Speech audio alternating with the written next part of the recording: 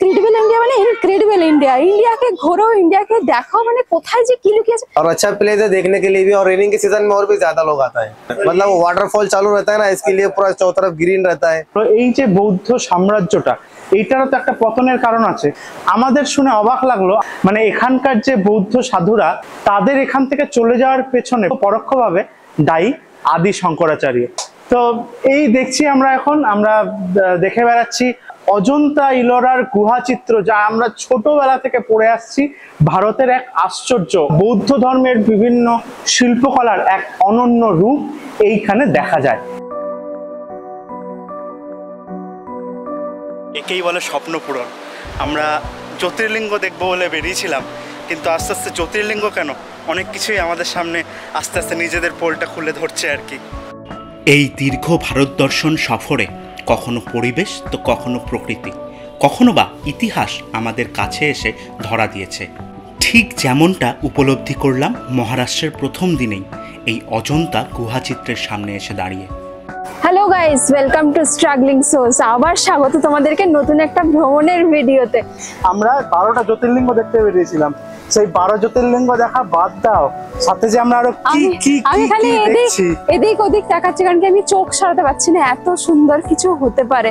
মানে অবাক হয়ে যাচ্ছে, যেগুলো বইয়ে পড়েছি, বইয়ে দেখেছি বা সিনেমায় বা ভিডিওতে, চোখে দেখছি নিজের, বাপরে অসম্ভব ব্যাপার।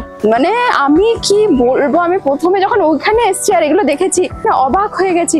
এই বড় বড় পাথরগুলোকে কেটে কেটে এত সূক্ষ্ম কাজ করেছে, এরকম পেন্টিং করেছে।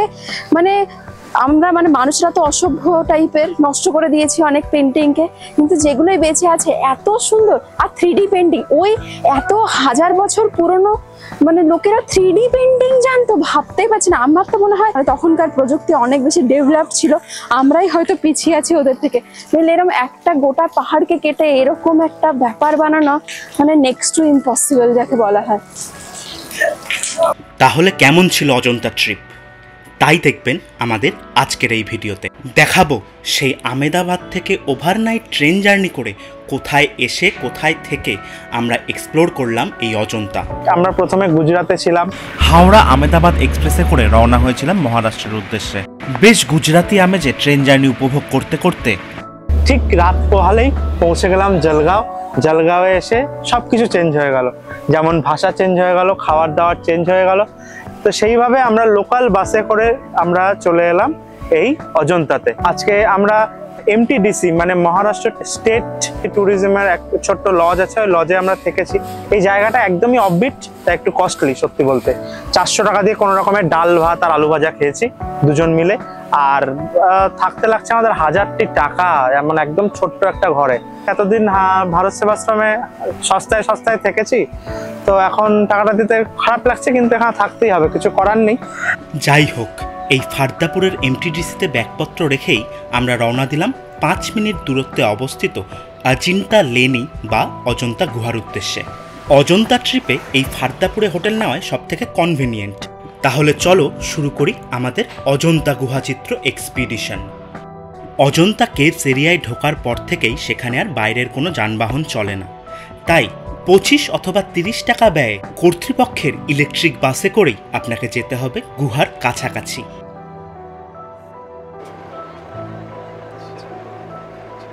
বর্ষার মরশুমে এই ছোট্ট জার্নিতেও যেন প্রকৃতির এক অনন্য রূপ ধরা দিয়েছিল আমাদের কাছে।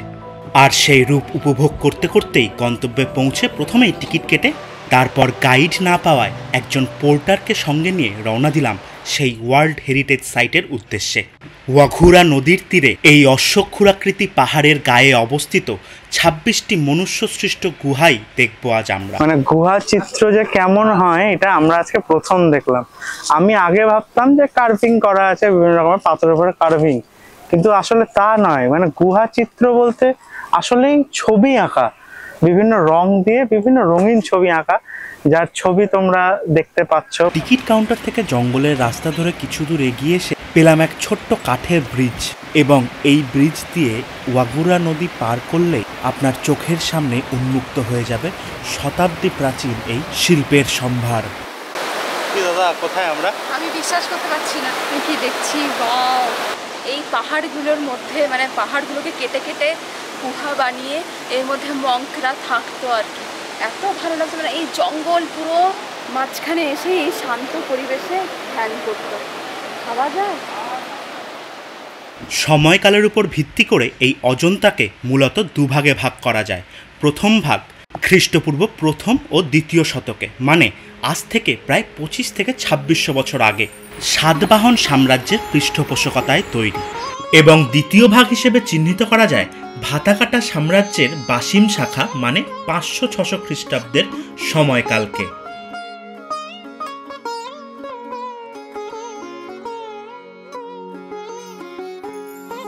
আমার পিছনে পুরো অজন্তা যে গুহার একদম এরিয়াল ভিউটা পাওয়া যাচ্ছে। টোটাল মোটামুটি 30টা গুহা, তার মধ্যে 26টা গুহাতে মানুষজন যেতে পারে। নিজস্ব মানে বৈশিষ্ট্যে বলিয়ান প্রত্যেকটা গুহা। তো এখন আমরা আছি দোতলায়, একটা গুহার বেশ দোতলায় উঠলাম। আর দেখো এখান থেকে অদ্ভুত অদ্ভুত কার্ভিং ভেতরে দেখা যাচ্ছে। যার ঠিক মাঝখানে মানে গর্ভগৃহে দেখা যাচ্ছে ধ্যানস্থ গৌতম বুদ্ধকে। মানে বুঝে নিতে হবে গুহাটি মহাযান আমলে তৈরি। অজন্তা কেভ এক্সকাভেশনের দ্বিতীয় ধাপে মহাযান জনগোষ্ঠী মূর্তি পূজায় বিশ্বাসী ছিলেন, আর সেই কারণেই এই সব গুহাতে বুদ্ধদেবের মূর্তি পরিলক্ষিত হয়। আবার 8, 9, 10, 12, 13 এবং 15 গুহাগুলি তৈরি হয় খ্রিস্টপূর্ব প্রথম ও দ্বিতীয় শতকে, যখন হিনজান সমাজ নিরাকারের পূজায় বিশ্বাসী ছিল। তাই এই সময়কার চৈত্য গৃহগুলিতে স্তূপ দেখা যায়। অজন্তার আরও একটি দর্শনীয় বিষয় হল সময়ের সাথে সাথে হিনজান থেকে মহাযানের ট্রানজিশন। পৃথিবীর প্রত্যেকটি সভ্যতার মতো এখানেও একই ভগবান বারবার ভোল বদল করেছে ভক্তের স্বার্থে। সেই পুরনো স্তূপ খোদাই করে তৈরি হয়েছে নতুনদের জন্য মূর্তি। যাই হোক, এই অজন্তা কেভ দেখতে সকাল সকাল আসাই ভালো। 10টার মধ্যে চলে এলে মোটামুটি 5-6 ঘন্টায় অনায়াসে ঘুরে দেখা যায় এই 26টা কেভ। আর সাথে গাইড থাকলে তো কথাই নেই। अभी 2 गुफा अपना 1 टूर है, हमें टूरिस्ट देख के आराम से देख कर आ जाओ। সেদিন গাইড না পেলেও এই পোর্টার কাকার তত্ত্বাবধানে ঘোরা কিন্তু খারাপ হয়নি।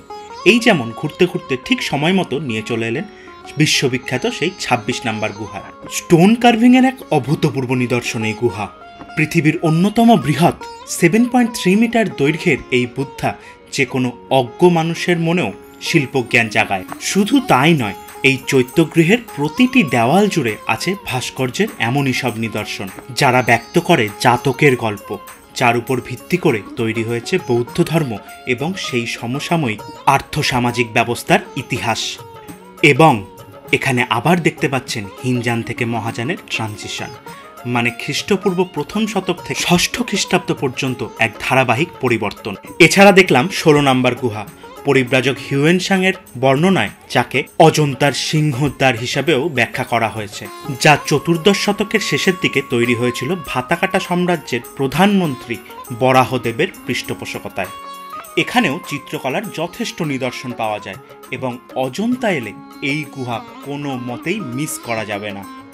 এখানকার 14 কক্ষ বিশিষ্ট সেন্ট্রাল হলের মধ্যে অভয় মুদ্রায় অবস্থান করছেন গৌতম বুদ্ধ, এবং সারা হল জুড়েই ছবিতে ছবিতে ছড়িয়ে আছে সিদ্ধার্থের সন্ন্যাস নেওয়ার ডিসিশন থেকে শুরু করে বৌদ্ধদেবের সিদ্ধিলাভের পর সুজাতার হাতে প্রথম পরমান্ন ভক্ষণের মতো বহু জাতকের গল্প। এই গুহাগুলোতে আর কি মঙ্কসরা থাকতেন, বা বাংলা যাকে বলে সন্ন্যাসীরা। তারা সাধনা করতেন, তারা ধ্যান করতেন। তাদের আমরা ছোট ছোট গুহাগুলো দেখলাম বা রুমগুলো দেখলাম, তাদের সিম্পল ওয়ে অফ লিভিং কাকে বলে এখানে আসলে দেখা যাবে। তারা বৌদ্ধ ধর্মকে মেনে চলতেন। তো তারা এখানে বুদ্ধের ছোটবেলা থেকে তার যখন তিনি এনলাইটমেন্ট পেলেন, তার আগে যখন বাড়ি ছেড়ে বেরিয়ে গেলেন, প্রত্যেকটা জিনিসকে সুন্দরভাবে ডেপিক্ট করেছে মানে ছবির মাধ্যমে। এত সুন্দর একটা ছবি দেখলাম যেখানে হাতির দাঁতের গুঁড়োর সাথে গাম মিশিয়ে পেন্টিং করতো, আর ওখানে আলো পড়লে সেগুলো চকচক করতো, মানে আলাদাই চিন্তাধারা। এছাড়াও এরকম তো একটা বড় পাহাড় ছিল, কেটে কেটে তো ভেতরে ছোট ছোট রুম বানিয়েছে, নানা রকমের ওয়াল কার্ভিং করেছে, নানা রকমের জিনিস করেছে। তো আলো কিভাবে পেত? নিচে এরকম জল রাখার জায়গা ছিল, প্রথমে দরজা বানানো হয়েছিল, জানলা বানানো হয়েছিল, সেখান থেকে সূর্যের আলো ভেতরে ঢুকতে রিফ্লেক্ট করতে জলের উপর, তারপরে ভেতরে ওনারা আলো পেতেন।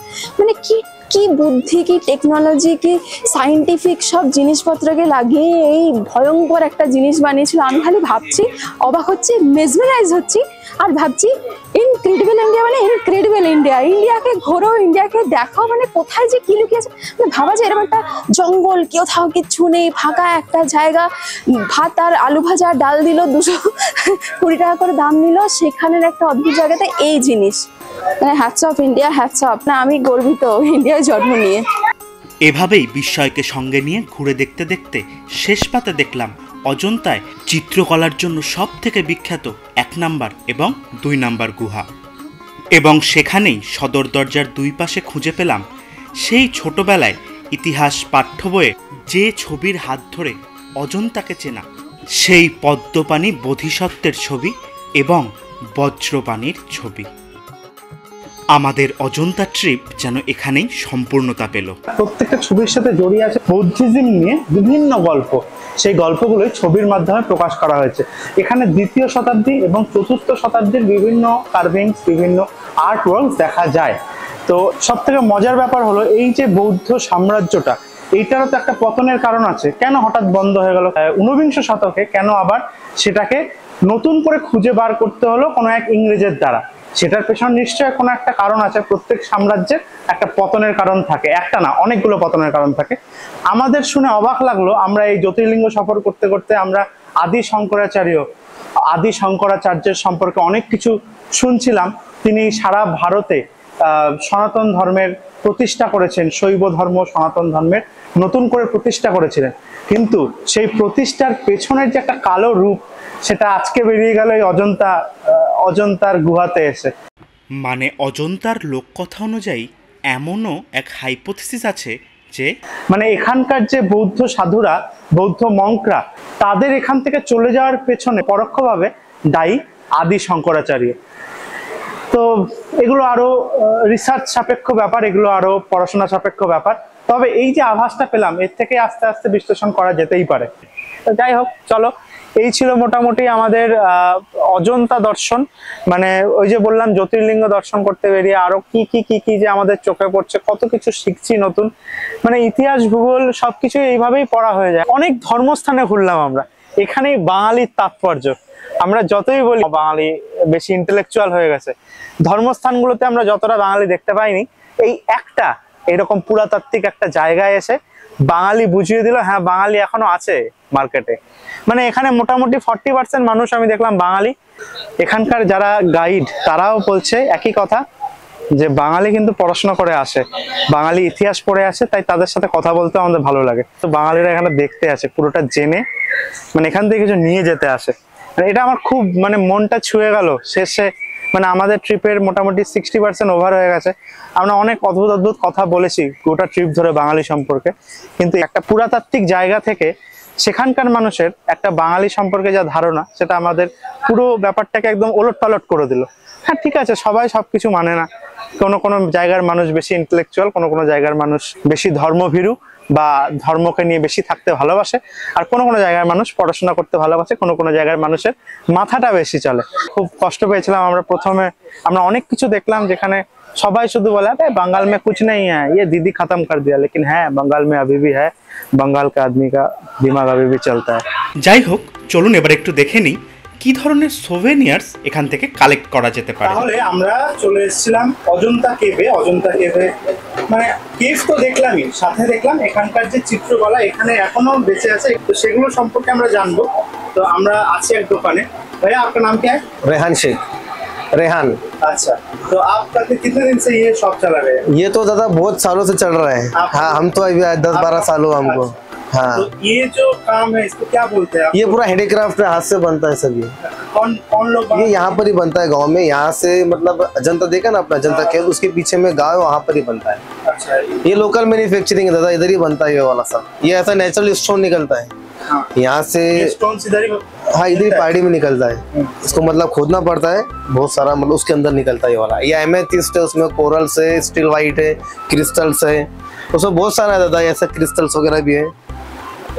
ये बेसॉल्ट रॉक्स है, बेसॉल्ट रॉक, उसमें टूरमलिन्स में से बड़ा बड़ा भी आएगा, उसमें ग्रीन ऑफ फ्लाइट में आएगा इस टाइप में। ये भी क्या बिकते हैं? हाँ बिकते हैं, ये शो पीस के लिए एनर्जी स्टोन होते हैं, हर कोई लेकर जाता है इसको। एनर्जी स्टोन मतलब? हाँ मतलब एनर्जी आता है दादा इससे, सब बहुत सारा बेनिफिट है इसका। अच्छा, ये एमेथिस्ट का, स्टिल वाइट का, क्रिस्टल्स का, अच्छा, मतलब मेडिकल बेनिफिट्स? हाँ बहुत सारा है। और ये फिर दूसरा पूरा हैंडीक्राफ्ट है। सारा देश से ही टूरिस्ट आते हैं? हाँ पूरा देश से आता है, पूरा मतलब आउट ऑफ से भी बहुत सारा आता है, प्लस इंडिया का तो पूरा जितना भी स्टेट है ना वहाँ से लोग आता है यहाँ पर। और अच्छा प्लेस है देखने के लिए भी, और रेनिंग के सीजन में और भी ज्यादा लोग आता है। हाँ रेनिंग के सीजन में मतलब वाटरफॉल चालू रहता है ना, इसके लिए पूरा चारों तरफ ग्रीन रहता है। हाँ इसके लिए मतलब अच्छा लगता है उनको भी, और लोकल का भी बहुत सारा आता है, क्योंकि दूसरे टाइम में नहीं आता, इस टाइम ही जाता है, रेन के सीजन में आता है। যাই হোক, সেদিন হোটেলে ফিরে আমরা অদ্ভুত এক ঘটনার সম্মুখীন হয়েছিলাম। দীর্ঘ 1 মাস ধরে ঘরের খাবার না পাওয়ার কষ্ট আমাদের দূর হয়েছিল আজকেই। হোটেলে ফিরেই দেখি সেই ফাঁকা হোটেলটা হঠাৎ একদল বাংলা ভাষাভাষীর মানুষের কলকাকলিতে ভরে উঠেছে। এতদিন পর আমরা দুজন ব্যতীত অন্যজনের সাথেও বাংলায় কথা বলে মনটা জুড়িয়ে গেল। ওদিকে দেখলাম তাদের ঠাকুর চাকর রান্নার ব্যবস্থাও শুরু করে দিয়েছে। লোভ সামলাতে না পেরে লজ্জার মাথা খেয়ে শেষমেশ বলেই ফেললাম, আমরাও আজ আপনাদের সাথেই খাবো।